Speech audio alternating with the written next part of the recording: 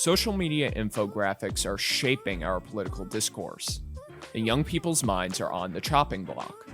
It's now trendy to despise patriotism and cancel those who think differently than us. I'm Cameron Arcand. I'm launching the Young Not Stupid interview series, powered by the Western Journal. I'll be interviewing a wide variety of guests through a conservative lens with people that will better equip you with the truth about what's happening in our country and around the globe. President Ronald Reagan once said that freedom is never more than one generation away from extinction, and we need to take that to heart. So tune in each Friday to the Young Not Stupid interview series to be prepared in the fight for the values that make America exceptional. Hey everyone, and welcome back to another edition of the Young Not Stupid interview series. Today we have on Witt, who is a media personality with Prager University. He's also the author of How to Win Friends and Influence Enemies, Taking on Liberal Arguments of Logic and Humor. He has become such a powerful voice to young people and to people all around the world through his very well-known Man on the Street videos. So today I'm going to have Will maybe kind of give a little bit about his background. And my first question for him is how he kind of got started with Prager University and now kind of the messages that he is now learning to spread these conservative values and different things in our modern world, which every day seems to be growing increasingly leftist. So Will, take it away. Hey, thanks for having me on, man. Yeah, I became a conservative when I was actually a liberal atheist in college. Most people go to college and they become, their parents raised them as conservative or Christian. They dye their hair blue and become a leftist. And I was the opposite. I went to school and I became a conservative when I saw just how unruly and how terrible they were to anyone with a difference of opinion. I realized that the common sense values I had actually didn't align with the left at all. They were far more conservative. And so once I realized that, I started figuring out a lot of things and researching, and eventually I found PragerU videos on YouTube. And I probably watched every single PragerU video at the time. At that time, about 5 years ago, there weren't nearly as many.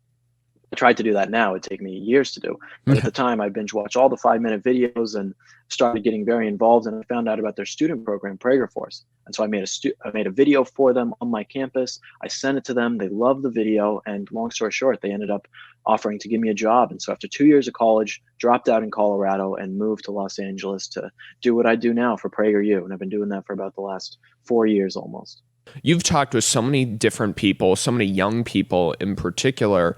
And I was just wondering if you've maybe picked up on any trends in the years you've been doing this about the direction the country is going. Is it going in a place where you feel optimistic about where we are, or are you feeling very pessimistic with it as well, particularly with maybe COVID and particularly with just leftist policies in general, like maybe socialism or communism?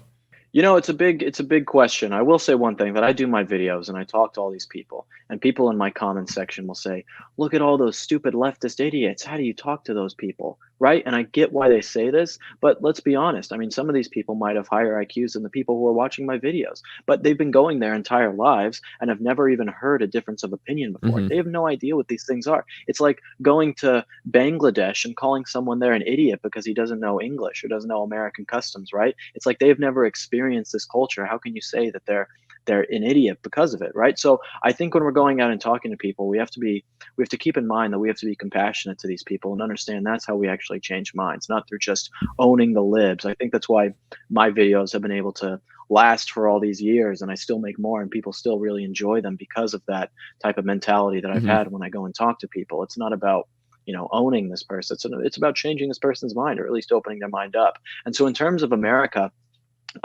I see America as a failing society in some ways. When you have politicians who can be bought and sold like bargaining chips by big corporations and lobbyists, you no longer have a country, right? You no longer have a country that functions the way that it is supposed to. And so I do not have a lot of faith for this country to survive in the way that it is. But because of this, because we have hard times in America right now and things are getting worse in some ways, that is when people can be strong individuals. That is when heroes emerge. Heroes can only emerge when things are really terrible, when you have to be brave to overcome something. And so I have a lot of faith in that individual people are going to start doing incredible, great things that we haven't seen for decades now. But as a whole, our society feels a lot like ancient Rome's collapse in a lot of different ways. And so I'm scared for that, but I'm very hopeful for the individuals. In your book, you specifically focus on how to change people's minds and how to do that in a way that is appropriate and approachable. What are some strategies that some of our viewers can take home with them to maybe talk with their friends or maybe people that they have in their classes or at work to better equip them with these ideas that are so important to help our country going forward? It's funny, sometimes people think there's just like some pill you can take or some magical solution. It's like, this is going to be the one thing to do to make sure that every leftist is now a conservative. It's like, it's not like that. If you're going out and talking to people and you're batting 500, you're having a pretty good day. Okay. So this stuff takes a lot of practice. When I first started out doing this, I wasn't nearly as accomplished as I am now doing this. So just be wary of the fact, like, this isn't a foolproof method that's always going to work 100% of the time. It takes a lot of practice by individuals to do this really well. And the number one strategy is questions. I mean, that is number one. And that seems simple. Like, people are like, oh, you just ask questions. But it's like, yeah, you are not telling this person what you think. Okay. You are asking this person what they think. And you are telling them in a way of what you think because your facts are weaved into the questions you're asking. So instead of putting this person on the offensive where they are now battling against your ideas, the things you are yelling at them or telling them that you are right, you are asking them questions to make them explain themselves. It's not necessarily you changing their mind. It's them changing their own mind because they can't answer the question that you gave them. And I can't tell you how important this is. I've been doing the book media and the tour, and I've done maybe, 200 interviews or something like that for media, everything going on. And I've said this exact same thing practically in every single interview because it seems like such an easy concept when you think about it, but it is so hard to actually go out there and not lose your cool and not let emotion take over and use the questions in a way where you're being compassionate and a little bit humble, knowing you might not have all the answers when you're talking to people. So keep all that in mind when you're going and having these conversations, and you can actually do a fantastic job at actually changing people's minds. So particularly for students and maybe even people who are in their fully grown into their adult lives, what's your advice for those people who are trying to find their voice, whether it's politically or religiously? How do we help have more confidence in what we're sharing with others? I think people will put a lot of credence into the fact that they think knowledge is truth.